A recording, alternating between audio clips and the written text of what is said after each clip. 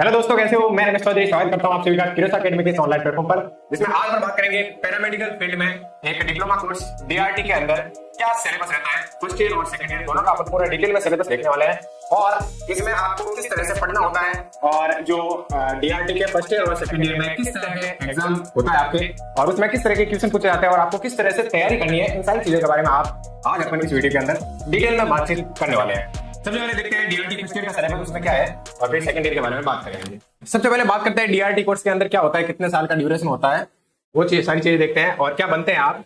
तो radiation technology use X and imaging techniques to study internal body part. देखो mainly DRT के अंदर अपन radiation का यूज करते हैं बॉडी के इंटरनल पार्ट की स्टडी करने के लिए, जैसे एक्सरे हो गया, सीटी स्कैन हो गया, एमआरआई हो गई। इसके अंदर अपन बॉडी के अंदर उसके एनाटॉमी और उसके अंदर फिजियोलॉजिकल फंक्शन देखने के लिए अपन इस डीआरटी के अंदर जो एक्सरे है उनका अपन यूजेस करते हैं। साथ ही इसके अंदर थेरेपी की भी चीजें आती है, जिसके अंदर अपन ट्रीटमेंट प्लानिंग वगैरह, जो कैंसर पेशेंट है उनकी ट्रीटमेंट वगैरह के अंदर भी अपन रेडिएशन का यूज करते हैं, जो सारा अपन डीआरटी के अंदर पढ़ते हैं। It's play a vital role in diagnostic and treatment of disease. देख लीजिए, एक तो डायग्नोस्टिक मतलब रोगों का पता करने के लिए बॉडी के अंदर किस चीज में क्या कमी है, कोई डिसेबिलिटी तो नहीं है, ये सारी चीजों को जानने के लिए अपन जो एनाटॉमी और फिजियोलॉजिकल फंक्शन जानने के लिए अपन रेडिएशन का यूज करते हैं, वो सारा डायग्नोस्टिक के अंदर आता है। और साथ में ट्रीटमेंट ऑफ डिजीज, जैसे कैंसर, मेनली अपन कैंसर वगैरह जो मेलिग्नेंसी होती है उनका अपन उपचार करने के लिए यूज करते हैं, ये सारे डीआरटी के अंदर ही आते हैं। Radiographer operate imaging machines like X-ray, CT scan, MRI. ये सारे रेडियोग्राफर है वो मशीनों को इनको ऑपरेट करते हैं। सीटी स्कैन, एमआरआई हो गया, एक्सरे हो गया। लेकिन जो डीआरटी वाले होते हैं वो थेरेपी का भी काम कर सकते हैं। डीआरटी को ये अभी तक अपॉर्चुनिटी नहीं है ये वाली, ठीक है। This course offer theoretical knowledge and hand on skill needed in hospital and diagnostic centre, ठीक है। इस कोर्स के अंदर अपन जो थ्योरेटिकल नॉलेज के साथ में प्रैक्टिकल चीजें भी देखते हैं डायग्नोस्टिक सेंटर के अंदर। अब बात करेंगे अपन कोर्स ड्यूरेशन और उसके स्ट्रक्चर के बारे में। जो कोर्स है डिप्लोमा इन रेडिएशन टेक्नोलॉजी, ये मेनली 2 ईयर का कोर्स होता है और ईच ईयर इंक्लूडिंग थ्योरी के 4 पेपर होते हैं इसके अंदर, है ना। 4 थ्योरी के पेपर और एक प्रैक्टिकल एग्जाम होता है इसके अंदर, है ना। टोटल 5 एग्जाम होता है डीआरटी के स्टूडेंट के लिए फर्स्ट ईयर और सेकंड ईयर के अंदर। 4 सब्जेक्ट फर्स्ट ईयर के, फिर एक प्रैक्टिकल एग्जाम और 4 सब्जेक्ट ही सेकंड ईयर में होता है और एक प्रैक्टिकल एग्जाम होता है, ठीक है। फोकस एरिया जैसे एनाटॉमी होगी, फिजिक्स हो गई, रेडियोग्राफी हो गई, डार्क रूम टेक्निक हो गई, साथ में रेडियोथेरेपी हो गई, पेशेंट केयर हो गई। ये सारे जो सिलेबस के अंदर ये सब्जेक्ट आते हैं आपने मेनली डीआरटी के अंदर, है ना। This course combine academic study plus practical hospital training, दोनों होते हैं। एकेडमिक स्टडी के साथ में अपने हॉस्पिटल ट्रेनिंग भी होती है जो प्रैक्टिस के अंदर आती है। इसमें क्या है कि अपने को थ्योरेटिकल नॉलेज के साथ में प्रैक्टिकल चीजों का भी नॉलेज होना चाहिए, क्योंकि आगे जब अपन किसी भी डायग्नोस्टिक सेंटर या हॉस्पिटल को ज्वाइन करेंगे तो वहां पर अपना प्रैक्टिकल नॉलेज की एक बहुत ज्यादा अहमियत रहती है। तो थ्योरेटिकल और प्रैक्टिकल ट्रेनिंग दोनों जरूरी है इसमें। अब बात करेंगे अपन फर्स्ट ईयर के अंदर क्या क्या सिलेबस है। फर्स्ट ईयर की यदि अपन बात करें तो इसके अंदर जो फर्स्ट पेपर है उसमें एनाटॉमी, फिजियोलॉजी, इसके अंदर क्या है, एना, फिजियो और पैथो का एक ही पेपर होता है, जिसके अंदर अपन क्या देखेंगे, बॉडी ऑर्गन, टिश्यू और डिजीज के बारे में देखेंगे। मेनली एनाटॉमी और फिजियोलॉजी के अंदर अपन देखेंगे कि जो बॉडी की एनाटॉमी है वो किस तरह से, इसके अंदर बोन्स हो गई, जॉइंट्स हो गए, इनकी डिटेल में स्टडी हो गई। साथ में अलग अलग तरह के सिस्टम हो गए, जैसे कि रेस्पिरेटरी सिस्टम हो गया, है ना, डाइजेस्टिव सिस्टम हो गया, रिप्रोडक्टिव सिस्टम हो गया और एक्सक्रीटरी सिस्टम हो गया। जितने भी बॉडी के सिस्टमेटिक जो भी चीजें हैं वो सारे अपन एना और फिजियो के अंदर देखेंगे। साथ में इसके अंदर जो ये पेपर है इसके अंदर पैथोलॉजी के भी कुछ क्वेश्चन आते हैं।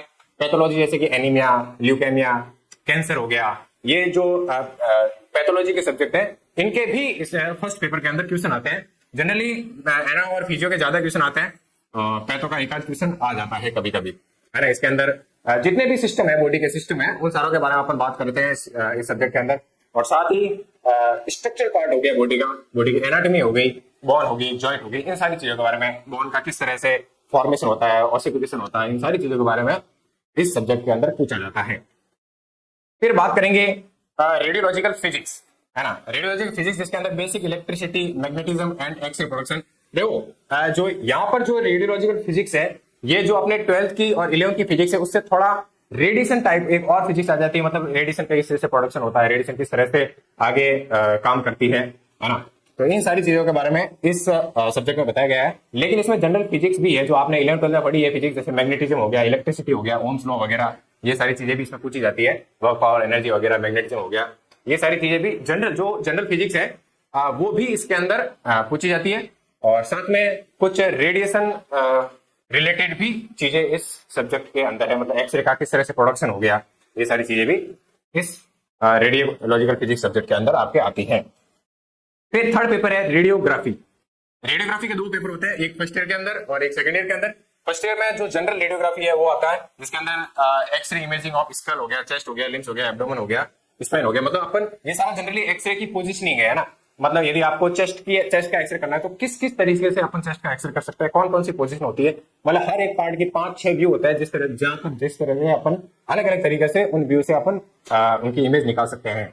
जैसे चेस्ट हो गया, स्कल हो गया, हैंड हो गए, फुट हो गया, एब्डोमेन हो गया, पेल्विस हो गया, इनके अलग अलग जो भी एक्सरे के व्यूज होते हैं वो सारे अपन इस पेपर के अंदर जो रेडियोग्राफी है इसके अंदर अपन पढ़ने वाले हैं, जो किस तरह से अपन इमेजिंग लेते हैं एक्सरे की, है ना। फिर आता है फोर्थ पेपर डार्क रूम और प्रोसीड्यूर।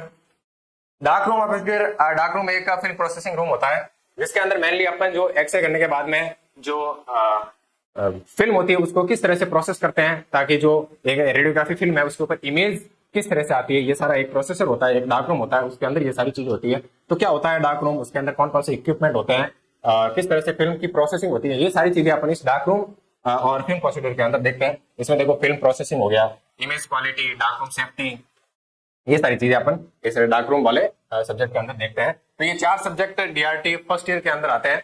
और एक इसमें प्रैक्टिकल एग्जाम होता है, जो हर एक कॉलेज का अलग से प्रैक्टिकल एग्जाम होता है, और उस प्रैक्टिकल एग्जाम के अंदर आपका वाइवा होता है, और उस वाइवा के आधार पर आपके नंबर जुड़ते हैं, है ना। तो स्किल लैब मतलब hand on training with X-ray machine and image handling, ठीक है। ये होगी बात, ये डीआरटी फर्स्ट ईयर की बात हो गई। अब बात करेंगे सेकंड ईयर के अंदर कौन कौन से सब्जेक्ट है उनकी। देखो सेकंड ईयर के अंदर जो पहला सब्जेक्ट है वो रेडियोग्राफी सेकंड है, जो स्पेशल वाली है। जो फर्स्ट ईयर के अंदर आया था ये नॉर्मल था, जिसमें एक्सरे के जितने भी व्यूज है, एक्सरे को यूज करके अपन जो एक्सरे है जनरल एक्सरे निकालते हैं नॉर्मल, उनके बारे में रेडियोग्राफी का फर्स्ट पेपर में है। लेकिन जो सेकंड ईयर की बात करते हैं रेडियोग्राफी सेकंड पेपर, उसके अंदर कुछ और भी चीजें आ जाती है, जैसे कि special imaging and contrast study, special imaging and contrast study. तो ये चीज भी इसके अंदर आ जाती है, स्पेशल इमेजिंग और कॉन्ट्रास्ट स्टडी, मतलब अपन कॉन्ट्रास्ट का यूज करते हैं। कुछ ऐसे एक्सरेज वगैरह होते हैं, ऐसी सीटी स्कैन एमआरआई होती है, जिसके अंदर अपन कॉन्ट्रास्ट का यूज करके इमेज को लेते हैं। तो वो सारी चीजें भी जो ये डीआरटी के सेकंड ईयर का जो फर्स्ट पेपर है उसके अंदर आई। फिर बात करेंगे रेडियोथेरेपी एंड रेडिएशन प्रोटेक्शन, ये सेकंड पेपर है डीआरटी का सेकंड ईयर का, जिसके अंदर अपन कैंसर की ट्रीटमेंट वगैरह के बारे में बात करेंगे, और रेडिएशन सेफ्टी, इन चीजों के बारे में अपन इस पेपर में देखने वाले हैं। कैंसर का ट्रीटमेंट अपन कौन कौन सी मशीनों से कर सकते हैं, अलग अलग तरीके की मशीनें हैं, इसके अंदर हो गया लिनेक हो गया, कोबाल्ट 60 हो गया, ब्रेकीथेरेपी हो गया, ऐसे बहुत सारी कैंसर की ट्रीटमेंट की मशीनें हैं, उनके बारे में अपन इसमें बात करने वाले हैं। रेडियोथेरेपी एंड रेडिएशन प्रोटेक्शन, साथ में रेडिएशन प्रोटेक्शन के अंदर अपन रेडिएशन से किस तरह से जो अनवांटेड रेडिएशन है उनसे अपन किस तरह से बच सकते हैं, उन सारी चीजों के बारे में इसमें बात कर रखी है ना। तो ये सेकंड पेपर के अंदर ये सारी चीजें हैं।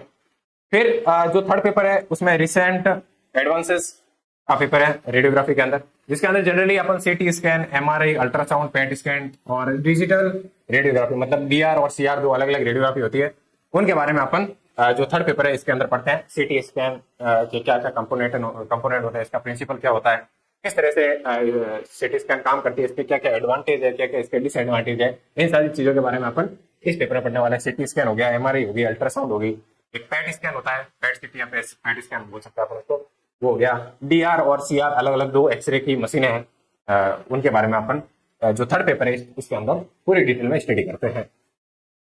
फिर फोर्थ पेपर आता है जिसमें पेशेंट केयर और हॉस्पिटल मैनेजमेंट का एक फोर्थ पेपर होता है। इसके अंदर अपन देखते हैं कि यदि कोई पेशेंट रेडियो डायग्नोस्टिक डिपार्टमेंट के अंदर आता है कोई भी जांच करवाने के लिए, जो रेडिएशन के थ्रू जांच हो रही है, तो अपन किस तरह से उसको सेफ्टी का उसको बताएंगे, उसको गाइड करेंगे, और साथ में जो भी उसके रिलेटिव या कोई भी आ रहा है साथ में पेशेंट के, तो उसको किस तरह से सजेस्ट करेंगे, क्या क्या उसको जांचें करवानी है, यदि कोई भी अपन सीटी स्कैन या एमआरआई करवाते हैं उससे पहले कौन कौन सी जांचों की रिक्वायरमेंट होती है वो करवाएंगे, और जितनी भी सेफ्टी इंस्पेक्शन है उन सारी चीजों को अपन सारी चीजें पेशेंट को बताएंगे और फिर आगे का प्रोसीजर करेंगे, है ना। तो सेफ्टी का भी एक बहुत बड़ा रोल रहता है, क्योंकि रेडिएशन है वो हार्मफुल होती है, अनवांटेड रेडिएशन हार्मफुल होती है। इसमें सेफ्टी हो गया, बायोमेडिकल वेस्ट भी यूज करते हैं अपन, जो कॉन्ट्रास्ट होता है उसके अंदर अपन नीडल वगैरह यूज करते हैं, फिर वो बायोलॉजिकल जो भी वेस्ट होता है उसको कहाँ सी जगह पे डालना होता है, ये सारी सेफ्टी गाइडेंस के अंदर ही आते हैं। सेफ बायोलॉजिकल वेस्ट मैनेजमेंट वगैरह, मतलब हॉस्पिटल केयर, पेशेंट केयर और जो बायोलॉजिकल वेस्ट है उनको किस तरह से अपन मैनेजमेंट कर सकते हैं, इन सारी चीजों के बारे में जो फोर्थ पेपर है उसके अंदर बताया गया है। फिर सेकेंड ईयर के अंदर भी एक प्रैक्टिकल एग्जाम होता है, उसके अंदर अपन इक्विपमेंट हैंडलिंग और मेंटेनेंस के बारे में आपने से पूछा जाता है, और जो एक्सटर्नल आते हैं वो अलग अलग तरीके का वाइवा वगैरह लेते हैं, उसमें अलग अलग क्वेश्चन पूछ सकते हैं और उनके अपने को जवाब देने होते हैं। तो ये तो बात कर ली अपने डीआरटी फर्स्ट ईयर और सेकंड ईयर में क्या क्या सिलेबस रहता है, उसके अंदर कौन कौन से सब्जेक्ट रहते हैं और क्या थ्योरेटिकल और प्रैक्टिकल एग्जाम किस तरह से होते हैं, इन सारी चीजों के बारे में। देखो पहले बच्चों थ्योरेटिकल एग्जाम होते हैं, 4 एग्जाम होने के बाद में आपका एक महीने बाद में, महीना या 10-15 दिन के बाद में एक प्रैक्टिकल एग्जाम होता है, उसके बाद में आपका एक ईयर का पूरा कोर्स खत्म होता है। इसके बाद हम बात करेंगे कि लर्निंग आउटकम्स के बारे में, जैसे कि अल्ट्रासाउंड नहीं, understand how radiation interact with the human body, है ना। ये और भी अपन चीजें इसमें क्या क्या पढ़ने वाला है, जैसे कि जो रेडिएशन है वो जब ह्यूमन बॉडी पर अटैक करती है तो वो किस तरह से रिएक्ट करती है, किस तरह से इंटरेक्ट करती है, उसमें कौन कौन से इफेक्ट होते हैं, वो सारी चीजें भी इसके अंदर आती है। Now principle of X-ray and advance imaging machine, X-ray और एडवांस इमेजिंग मशीन के बारे में अपन स्टडी करते हैं, उनका प्रिंसिपल वगैरह सारी चीजें देखते हैं। और skill in positioning patient and capturing diagnostic image, patient की पोजिशनिंग वगैरह करना, उसमें डायग्नोस्टिक को डायग्नोस करना, ये सारी चीजें रहती है इसमें। Learning film processing, radiation safety and quality control, ये सारी चीजें, फिल्म को किस तरह से प्रोसेस करते हैं डार्क रूम के अंदर और रेडिएशन की सेफ्टी को ध्यान में रखते हुए ये सारी चीजें करनी होती है। क्वालिटी कंट्रोल मतलब अच्छी इमेज आनी चाहिए, अच्छी क्वालिटी की इमेज आनी है, ये सारी चीजें अपन यहाँ पर देखते हैं। Be ready to assist doctor and radiologist, है ना, इनके साथ भी अपन असिस्ट करते रहते हैं, डॉक्टर और रेडियोलॉजिस्ट। प्रैक्टिकल ट्रेनिंग क्या रहती है, इसमें रेगुलर ट्रेनिंग रहती है हॉस्पिटल रेडियोलॉजी डिपार्टमेंट के अंदर, exposure to diagnose procedure like chest X-ray हो गया, सीटी, एमआरआई, अल्ट्रासाउंड, ये सारी चीजों के बारे में अपन इसमें प्रैक्टिस करते हैं। Learn dark room work, patient handling and fertilisation, ये सारी चीजें भी अपन इसमें देखते हैं। और प्रैक्टिस कॉन्ट्रास्ट मीडिया स्टडी, जैसे बेरियम मील हो गया, आईबीपी हो गया, ये कुछ कॉन्ट्रास्ट को यूज करते हुए अपन एक्सरेज वगैरह करते हैं, तो उनके नाम है, इसमें बेरियम वगैरह लेते हैं, आईबीपी होती है, ये सारी चीजें अपन कॉन्ट्रास्ट का यूज करते हुए स्टडी करते हैं अपन, है ना। इन सारी चीजों के बारे में भी एक ट्रेनिंग हाईलाइट है, इन चीजों के बारे में अपने को ट्रेनिंग करवाई जाती है। और evaluation through viva, lab session and practical exam, इन चीजों को मतलब वाइवा के थ्रू और प्रैक्टिकल एग्जाम के थ्रू अपन जब प्रैक्टिस करते हैं तो इसमें और ज्यादा एवेल्यूशन हो सकता है। कैरियर अपॉर्चुनिटीज क्या रहती है, यदि आपने डीआरटी कर लिया तो उसके बाद में क्या क्या कैरियर अपॉर्चुनिटी है आपके पास, उनके बारे में देखते हैं। एक्सरे टेक्नीशियन बन सकते हैं या फिर रेडियोलॉजी असिस्टेंट बन सकते हैं, ना। इसमें आपको यदि डीआरटी कंप्लीट करने के बाद में आप टेक्नीशियन फील्ड के अंदर जा सकते हैं, रेडियोग्राफर बन सकते हैं आप। साथ में सीटी स्कैन एमआरआई टेक्नीशियन, मतलब यदि अपन अलग से यदि स्पेशलिस्ट बनना चाहते हैं तो सीटी स्कैन या एमआरआई टेक्नीशियन बन सकते हैं। Radiation therapy assistant, dark room, इसको एक बार रिपीट करते हैं। डार्क रूम टेक्नीशियन बन सकते हैं, एक्सरे टेक्नीशियन बन सकता है, सीटी स्कैन एमआरआई टेक्नीशियन बन सकते हैं। और गवर्नमेंट हॉस्पिटल के अंदर अपने को जॉब मिल सकती है, जो भी स्टेट में जितने भी गवर्नमेंट हॉस्पिटल है उनको सीधे डीआरटी करने के बाद में, अभी जो राजस्थान गवर्नमेंट है उसके अंदर तो सीधी भर्ती आती है, तो अपने परसेंटेज के बेस पर आपको सीधी गवर्नमेंट कॉलेज मिलने वाली है। साथ में एम्स हो गया, और ये जितने भी प्राइवेट डायग्नोस्टिक सेंटर और लैब है यहाँ पर भी आप काम कर सकते हैं डीआरटी करने के बाद में। लेकिन एम्स के अंदर क्या रहता है कि इसके अंदर जो डिप्लोमा कर रखा है उसको 2 ईयर का एक्सपीरियंस रहना पड़ता है किसी भी गवर्नमेंट या मिनिमम 150 से 200 जो बेड है ऐसे वाले गवर्नमेंट हॉस्पिटल से आपको एक्सपीरियंस लेना पड़ता है, 2 साल का मिनिमम एक्सपीरियंस चाहिए होता है। उसके बाद में आप एम्स का एग्जाम देके एम्स के अंदर भी आप अपनी नौकरी कर सकते हैं।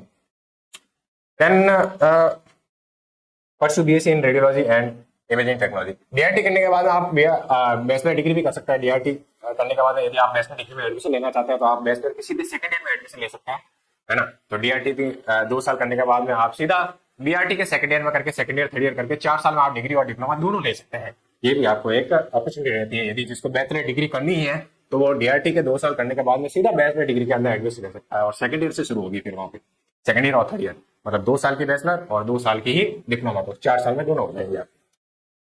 तो ये कुछ कैरियर अपॉर्चुनिटीज थी।